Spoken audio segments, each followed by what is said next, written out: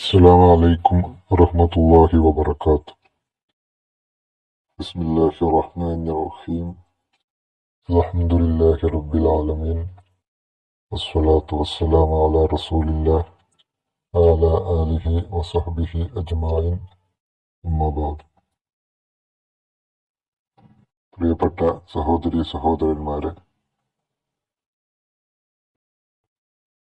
ഇന്ന് നമ്മൾ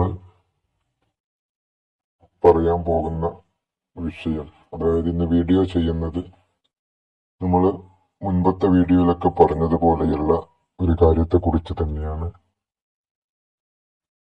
അതായത് സിഹർ ബാധയെ സംബന്ധിച്ചിട്ടുള്ള കാര്യങ്ങളാണ് ഇന്നത്തെ വീഡിയോയിൽ ചെയ്യുന്നത്. എന്താണ് സിഹർ,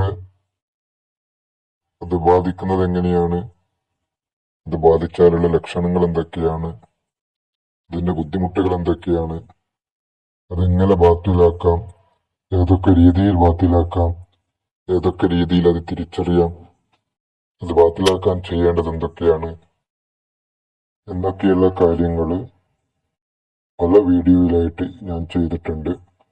ഇൻഷാ അല്ലാഹ് നിങ്ങൾക്ക് തന്നെ ചെയ്യാൻ പറ്റുന്ന കാര്യങ്ങളാണത്.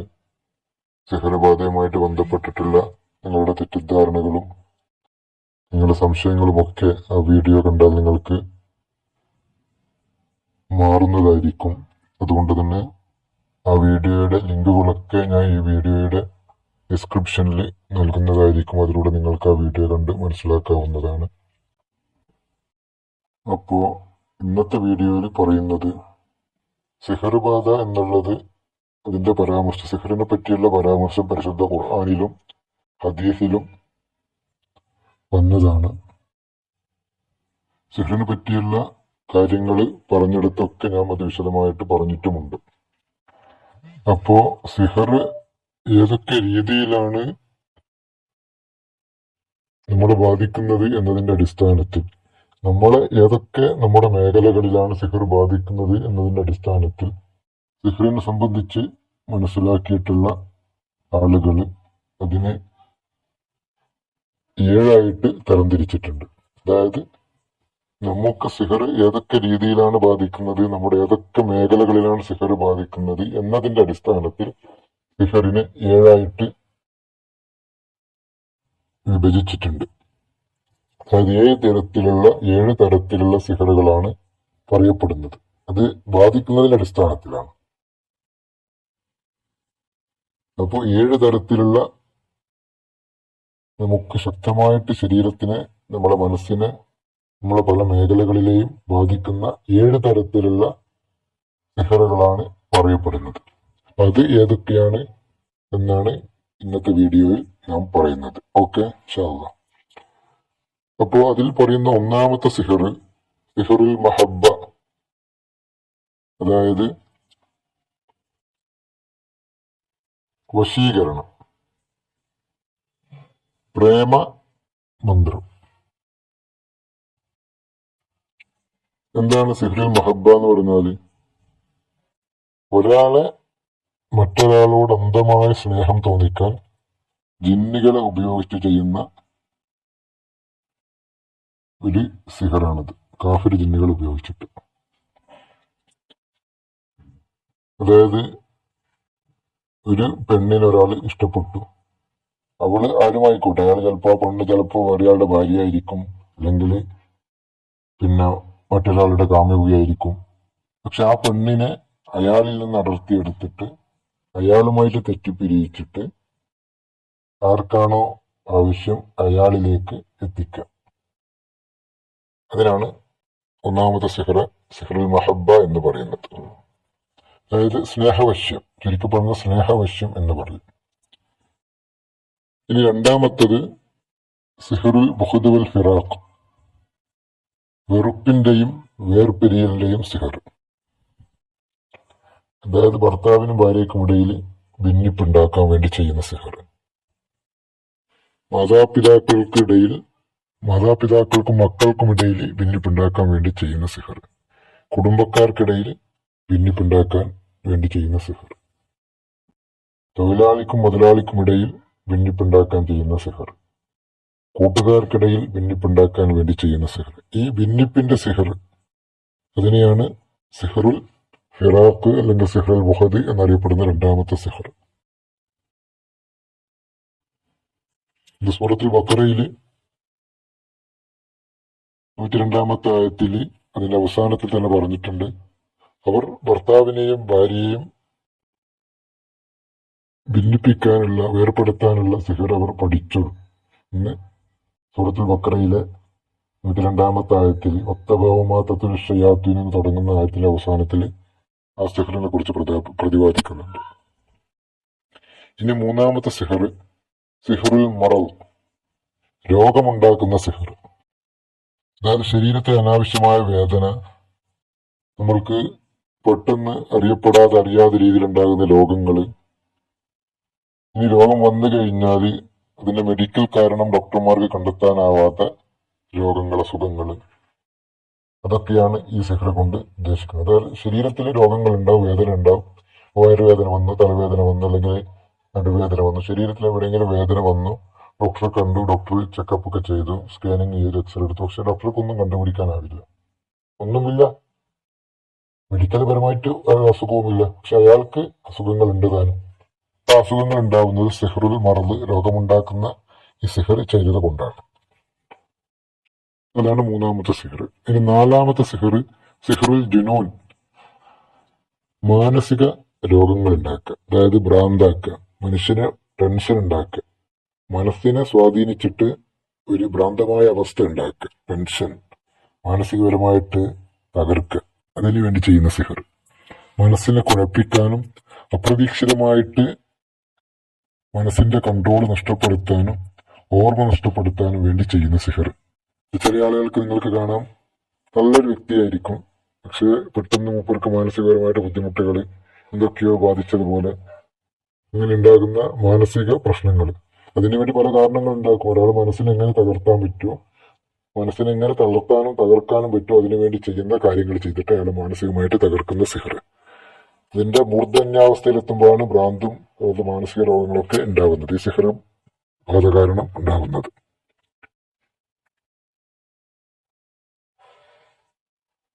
ഇനി അഞ്ചാമത്തെ സിഹർ എന്ന് പറയുന്നത് സിഹറുൽ ഖബൽ. സിഹറുൽ ഖബൽ എന്ന് പറഞ്ഞാൽ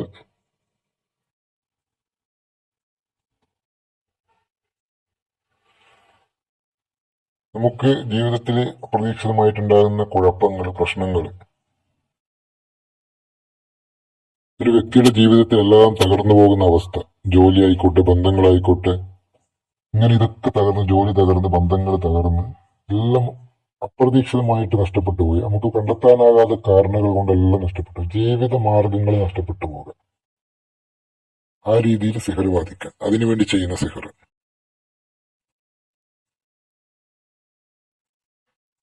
ഇത് കാരണം ഉറക്കം വരെ നഷ്ടപ്പെട്ടു പോകുന്ന അവസ്ഥ. ഈ സിഹറാണ് സിഹറുൽ ഖബൽ എന്ന് പറയുന്നത്.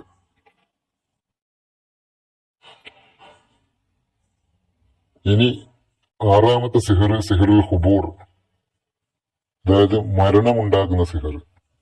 ഗുരുതരമായ,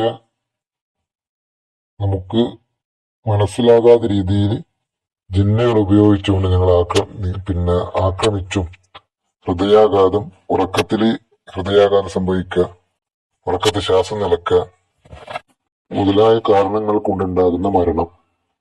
അതിപ്പോ എല്ലാ മരണവും സിഹർ ബാധിച്ചു എന്ന് പറയാൻ പറ്റില്ല, പക്ഷെ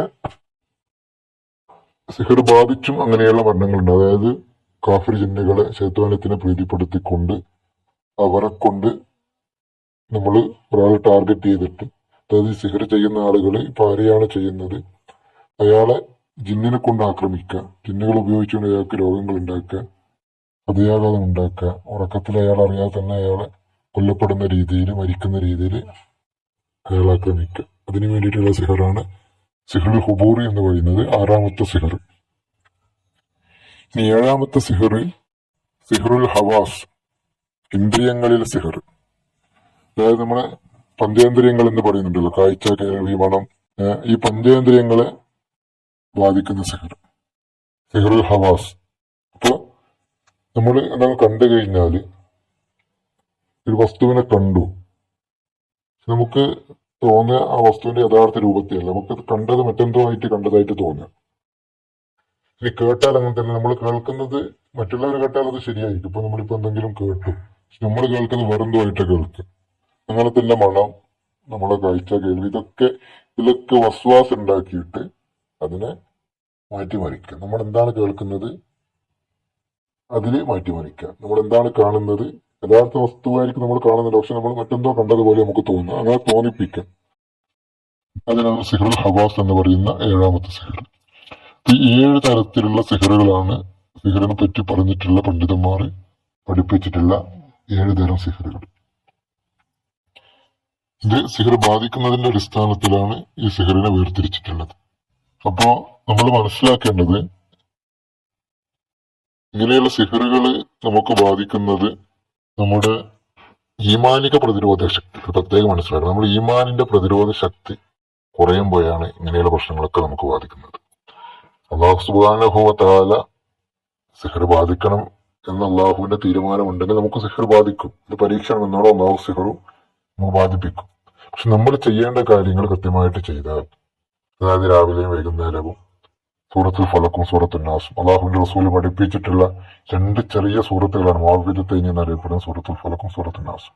ഈ 2 സൂറത്തുകൾ പതിവായിട്ട് പാരായണം ചെയ്യുന്നവർക്ക് വലിയൊരു സംരക്ഷണമാണ് ലഭിക്കുന്നത്. സിഹറിന്റെയും കണ്ണേറിന്റെയും ശൈത്വാനത്തിന്റെയും അതുപോലെ എല്ലാ ഉപദ്രവങ്ങളിൽ നിന്നും ഒരു മഹത്തായ സംരക്ഷണം, അള്ളാഹുവിന്റെ സംരക്ഷണം ലഭിക്കും. ആയിരങ്ങളും 10,000ങ്ങളും ലക്ഷങ്ങളും കൊടുത്ത് നിങ്ങൾ ഉസ്താദുമാരെയും ജ്യോത്സ്യന്മാരെയും മറ്റ് കണിയാന്മാരെയും മറ്റവരൊക്കെ കണ്ടിട്ട് നിങ്ങളുടെ പണവും സമ്പത്തും മാനവും സമയവും നഷ്ടപ്പെടുത്തുന്നതിൽ എത്രയോ 10 മടങ്ങ് നിങ്ങൾക്ക് സംരക്ഷണം വാഗ്ദാനം ചെയ്യുന്ന 2 ചെറിയ സൂറത്തുകൾ നിങ്ങൾ പാരായണം ചെയ്താൽ ഇതൊക്കെ നിങ്ങൾക്ക് ലാഭമില്ല. നിങ്ങളുടെ പണം, നിങ്ങളുടെ സമ്പത്ത്, നിങ്ങളുടെ മാനം, നിങ്ങളുടെ സമയം, ഈ പറയുന്നവരൊക്കെ കണ്ടിട്ട് ഏത് ഉസ്താദിനെ കണ്ടാലും, ഏത് പണിക്കാരെ കണ്ടാലും, ജ്യോത്സ്യനെ കണ്ടായാലും നിങ്ങൾക്ക് ബാധിച്ചിട്ടുള്ള ബുദ്ധിമുട്ടുകൾ നയിക്കേണ്ടവൻ അള്ളാഹുവാണ്, അള്ളാഹു മാത്രമാണ്. അതുകൊണ്ട് അള്ളാഹുവിൽ അഭയം പ്രാപിക്കുക, അള്ളാഹുവിനോട് ശരണം ചോദിക്കുക, എന്നാലേ നിങ്ങൾ സിഹറൊക്കെ ബാത്തിലാവുള്ളൂ. അതുകൊണ്ട് എന്റെ പ്രിയപ്പെട്ട സഹോദരന്മാർ, ഞാൻ പറഞ്ഞ 7 തരത്തിലുള്ള സിഹറുകൾ നിങ്ങളെ തേടിയെത്താം. നിങ്ങളെ ശത്രുക്കള് നിങ്ങളെ സിഹർ ചെയ്തും മറ്റു മാരണം ചെയ്തും നിങ്ങളെ ആക്രമിക്കാൻ ശ്രമിക്കുന്നുണ്ടാകാം. അപ്പൊ അതിൽ നിന്ന് മോചനം ഉണ്ടാകാൻ ഈ പറഞ്ഞ സൂറത്തുൽ ഫലക്കും സൂറത്തുൽ നാസും രാവിലെയും വൈകുന്നേരവും പറ്റുമെങ്കിൽ 5 വക്ത് നമസ്കാരങ്ങൾക്ക് ശേഷവും പതിവാക്കുക. അള്ളാഹുവിന്റെ റസൂൽ പഠിപ്പിച്ചിട്ടുള്ള ദിക്റുകൾ, ദുആകൾ പതിവാക്കുക. ഔദു ബികലിമാതില്ലാഹി തമ്മാതി മിൻ ശർരി മാ ഖലഖ, ബിസ്മില്ലാഹില്ലദീ ലാ യദുറു മഅ ഇസ്മിഹി ശൈഉൻ ഫിൽ അർളി വലാ ഫിസ് സമാഇ വഹുവസ് സമീഉൽ അലീം. ഔദു ബികലിമാതില്ലാഹി തമ്മാതി മിൻ കുല്ലി ശൈത്വാനിൻ വഹമ്മ വമിൻ കുല്ലി ഐനിൻ ലാമ്മ. ഇതുപോലെയുള്ള ദിക്റുകളും ദുആകളും രാവിലെയും വൈകുന്നേരവും പതിവാക്കുക. എല്ലാ തരം സിഹറിനെ തൊട്ടും കണ്ണേറിനെ തൊട്ടും ശൈത്വാനിയത്തിനെ തൊട്ടും അള്ളാഹുവിന്റെ സംരക്ഷണം നിങ്ങൾക്കുണ്ടാകും. ഇനി അത് ബാധിച്ചിട്ടുണ്ടെങ്കിൽ ഇത് ചെല്ലുന്നതിലൂടെ അള്ളാഹു നിങ്ങൾക്കത് ബാത്തിലാക്കി തരികയും ചെയ്യും. ഓക്കെ, ഇൻഷാ അല്ലാഹ്. അപ്പൊ 7 തരം സിഹറുകളെയാണ് നമ്മൾ വിശദീകരിച്ചിട്ടുള്ളത്. ഇനി ഇതിലെ ഓരോ സിഹറിനെയും എടുത്ത് പ്രത്യേകം ഞാൻ വിശദീകരിക്കുന്ന വീഡിയോ ഇതിന് ശേഷം ചെയ്യും ഇൻഷാ അല്ലാഹ്. അപ്പൊ അതിൽ വിശദമായിട്ട് ഓരോ തരം സിഹറിനെ പറ്റി പറയുമ്പോൾ അതിനെപ്പറ്റി വിശദമായിട്ട് അതെങ്ങനെയാണ്, ഏത് രീതിയിൽ ബാധിക്കും, അത് ബാധിച്ചാൽ എന്ത് ചെയ്യണം, ബാധിക്കാതിരിക്കാൻ എന്ത് ചെയ്യണം, അതൊക്കെ വിശദമായിട്ട് പറയുന്നതായിരിക്കും. അപ്പോ എല്ലാവരും ഞാൻ പറഞ്ഞ ഇതിനു മുമ്പ് ഞാൻ ചെയ്തിട്ടുള്ള സിഹറുമായിട്ട് ബന്ധപ്പെട്ടുള്ള വീഡിയോകൾ കാണുക. അതിൽ കണ്ടാൽ ആ വീഡിയോകൾ കണ്ടാൽ നിങ്ങളുടെ സംശയങ്ങളും നിങ്ങളുടെ സിഹർ ബാധിച്ചിട്ടുണ്ടെങ്കിൽ നിങ്ങൾക്കത് ബാത്തിലാക്കാനുള്ള കാര്യങ്ങളും ചെയ്യാൻ പറ്റും, സ്വയം ചെയ്യാൻ പറ്റും, ആരെയും സമീപിക്കേണ്ടതില്ല.